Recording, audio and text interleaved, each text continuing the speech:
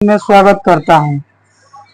बिहार में भूमि सर्वे का काम चल रहा है और 3 महीना का समय और बढ़ा दिया गया है। पहले जो समय दिया गया था 1 महीना का, उसको 3 महीने के लिए बढ़ा दिया गया है। और इसमें भूमि राजस्व एवं सुधार मंत्री दिलीप जायसवाल जी का आदेश आया कि इसको 3 महीने के लिए बढ़ा दिया गया है।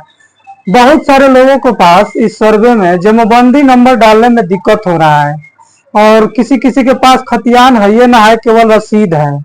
रसीद भी ऑनलाइन नहीं है, पुराना रसीद है, जैसे ये वाला रसीद है। तो इस रसीद पे क्या क्या डिटेल्स रहता है, केवल इस रसीद से ही आपका सर्वे हो जाएगा, आपके नाम पे खतियान बन जाएगा। लेकिन इस रसीद में क्या क्या डिटेल्स दिया हुआ है, इसको तो जानना पड़ेगा ना आपको। तो हम एक एक जानकारी देंगे कि केवल इस रसीद में क्या क्या आप रसीद में से क्या क्या आप डालिएगा और क्या क्या भरना होगा प्रपत्र 2 में, और इसी के बारे में जानकारी दूंगा। तो आइए हम बताते हैं। देखिए, ये पुराना वाला रसीद है। पहले ऐसा ही हाथ से काट कर रसीद राजस्व कर्मचारी द्वारा दिया जाता था। इसी रसीद के आधार पे हम लोग का लगान पेमेंट करना होता था।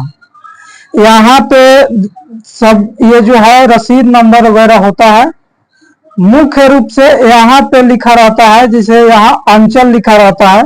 जो भी आपका अपना अंचल होगा रसीद पे वो लिखा होगा। यहाँ पे फर्स्ट कॉलम में यहाँ पे मौजा लिखा रहेगा। मौजा यानी राजस्व ग्राम, जिस गांव में आपका जमीन है प्रत्येक राजस्व ग्राम का नाम लिखा रहता है यहाँ पे। उसका एक थाना नंबर होता है। थाना नंबर का मतलब मैं पहले भी बता चुका हूँ। थाना नंबर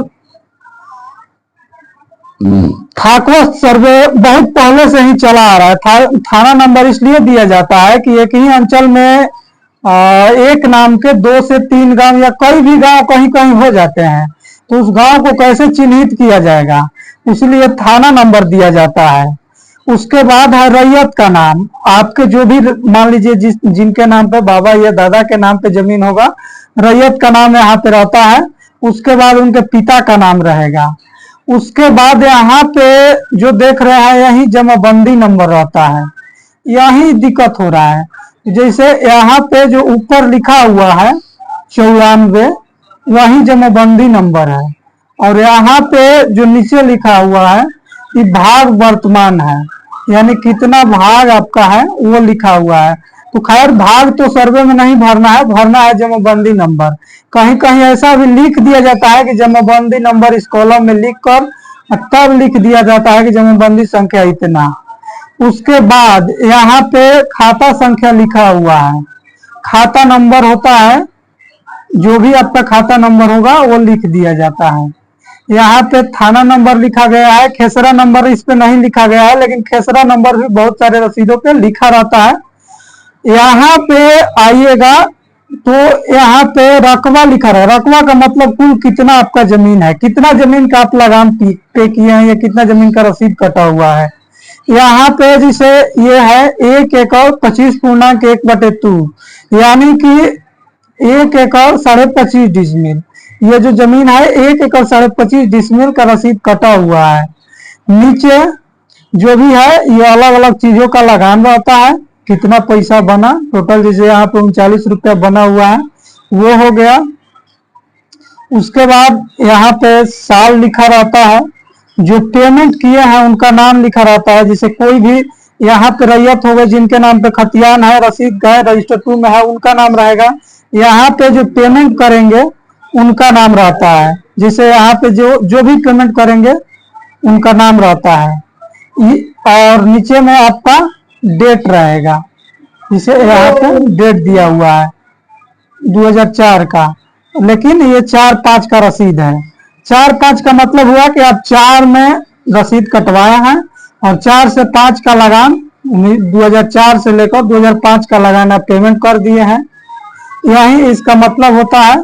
और कुछ खास डिटेल्स इस पे नहीं होता है। तो आप प्रपत्र 2 में जमाबंदी नंबर इससे भर सकते हैं, खाता भर सकते हैं, खेसरा भर सकते हैं, और ये रसीद का नंबर होता है जमाबंदी नंबर, रैयत का नाम, मौजा और अंचल जो भी है, रकबा, सब कुछ इस पे लिखा रहता है। इतना डिटेल्स में भी आपका सर्वे हो जाएगा। और जो लगभग यही डिटेल्स पूछा जा रहा है। अगर खतियान नहीं है तो आप केवल ये लगाकर दे सकते हैं। मान लीजिए किसी का खतियान भी नहीं है, डिजिटलाइज खतियान का रिकॉर्ड भी फटा हुआ है और ऑनलाइन रसीद भी नहीं है, तो आपके पास पुराना ऑफलाइन रसीद है तो उसी में से इसी तरीके से डिटेल्स देखकर आप प्रपत्र 2 भर दीजिए।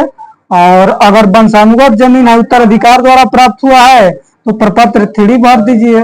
उसके लिए मैं दोनों वीडियो बनाया हूं, कैसे फॉर्म भरना है। आप खतियानी जमीन के लिए भी या खरीदा हुआ जमीन के लिए भी या रैयत जीवित है उनके लिए, हर चीज पे मेरा वीडियो है। आप डिस्क्रिप्शन में लिंक दे दूंगा, चाहे मेरा भूमि जानकार अमीन यूट्यूब चैनल पे जाकर देख सकते हैं। भूमि जल संबंधित हर एक जानकारी अपडेट के लिए आप मेरे चैनल को सब्सक्राइब करें, वीडियो को लाइक करें और कमेंट करके बताएं। अगर कोई सवाल हो तो हर सवाल का मैं जवाब देने की कोशिश करूंगा। विशेष जानकारी के लिए आप मेरे नंबर पे कांटेक्ट कर सकते हैं, वो नंबर मैं डिस्क्रिप्शन बॉक्स में दे दूंगा। धन्यवाद।